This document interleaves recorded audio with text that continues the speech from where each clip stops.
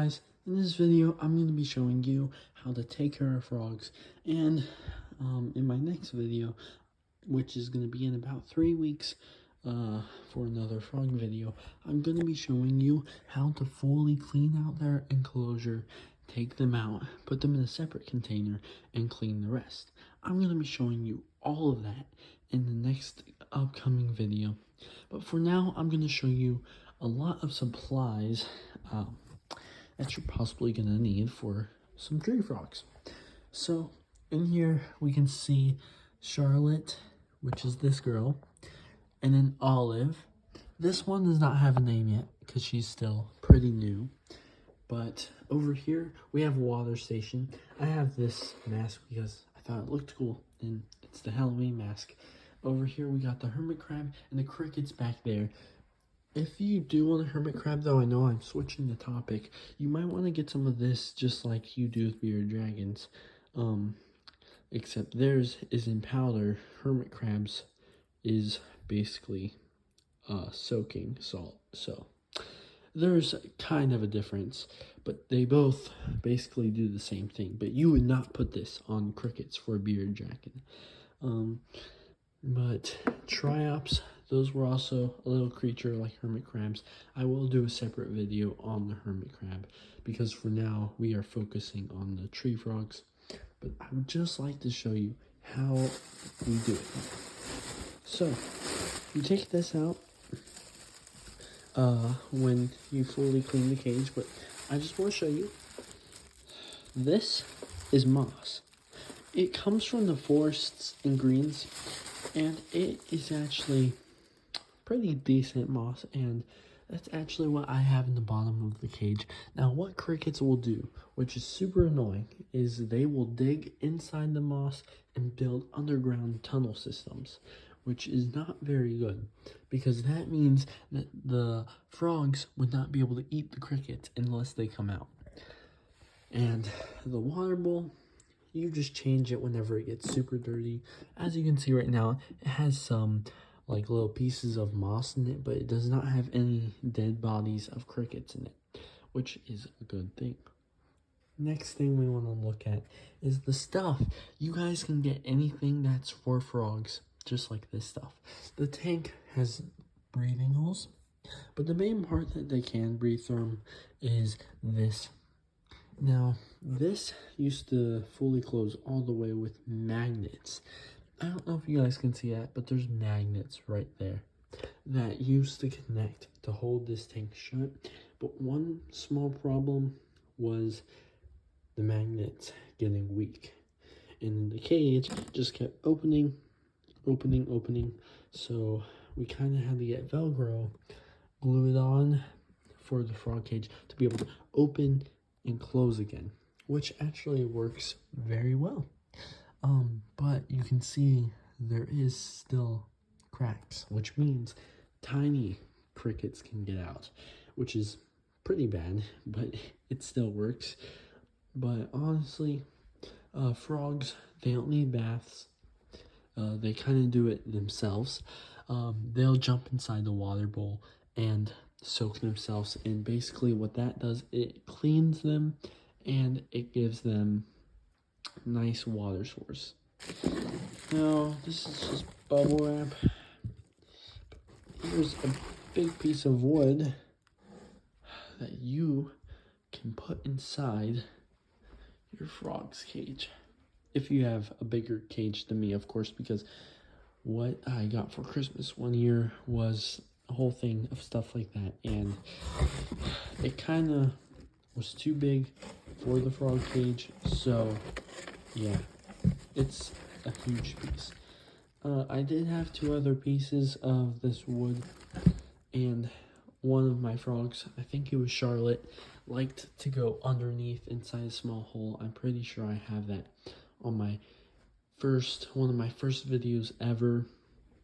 Then we have some more of these vines. We have more of these. Looks great, doesn't it? This was what the wood was wrapped in. Pretty much flopped, but it still worked. So that's all that's in there. But we're gonna handle the frogs themselves, and I'm just gonna show you like how you would clean. So basically, if you did want to clean, I will show a video of me truly cleaning the cage. But what you want to do is go outside, rip all this stuff out. We'll take the frogs out first, put them in a smaller tank, like a cricket size tank if you have one. Don't put them in with the crickets. They would probably be fine, but get a lot of germs on them, which is not good. I know they eat the crickets, but if they're in like one place with a lot of crickets, if it can make a person sick, it can make a frog sick, because these guys, they don't really care if they're dirty or clean, because they don't care if their cage is messy. But that does not mean that you should not clean it. I mean, you should always clean the cage every about 3 weeks to a month. So to a month, you should clean the cage. Make sure it's clean. Look at that. Look at that face.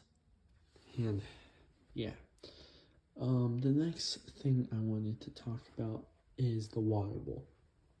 So the water bowl, you don't use any soap whatsoever, because soap, it leaves stuff inside the water bowl which can be toxic to their skin. So what you do, because they drink through their skin, is you take out the water bowl, you put it in the sink, and you kind of have to use your hands because it gets slimy and gooey from these little bodies that these guys produce. And what you do then is you wipe it out, put fresh water. But what I like to do, not everybody has to do this, I put shallow water so that the frogs don't drown, because I already had a frog drown before.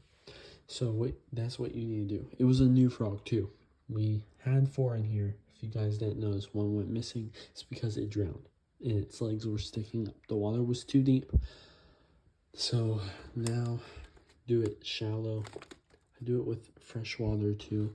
Sometimes I'll use sink water, but it doesn't really matter. But sink water might be worse for them. So you might just want to give them some fresh water. The next thing is these. So what you want to do with these is if you see poop on them, you should always wash that poop off, either with the hose or just spray it and then afterwards dry this off. The cage though itself, you can see little splatter marks from the frogs jumping, and that's what you want to do. You want to clean that and put this in the sink. Scrub it with Dawn, because Dawn is meant for animals and it will not hurt the frogs. And they kind of, Olive, she likes the branches and stuff. These guys like the glass. So yeah, that's the cool thing that you should do with this. The tank, these tanks, you just want to get a normal frog tank. I wouldn't say there's any tanks that you should not get, but basically in here, if they're this color, like this olive green, then that is a good sign. It says risk of fire, but that is actually not really true. It's just a tiny risk. If it's like sitting on the wrong thing, then it could burn. Like if it's sitting on this wood, possibly starting a fire, but don't worry, it's not bad. You might want to get this light. I had it for tarantulas, but it's strong enough to heat up these frogs. And if I feel it right now, it's warm. So yeah, that's pretty good. And then let's talk about one more thing.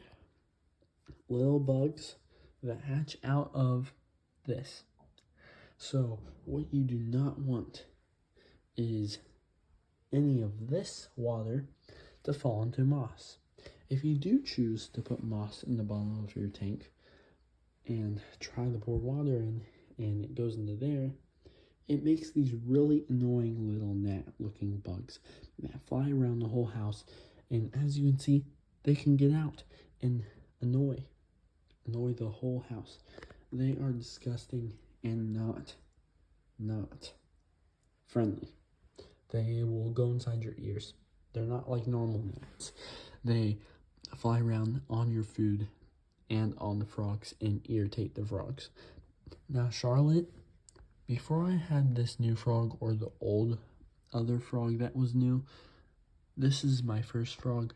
I had her as a baby. She used to be smaller than a large cricket, but she was one time sitting on top of this branch, snapping back and forth like this, trying to eat the little bugs.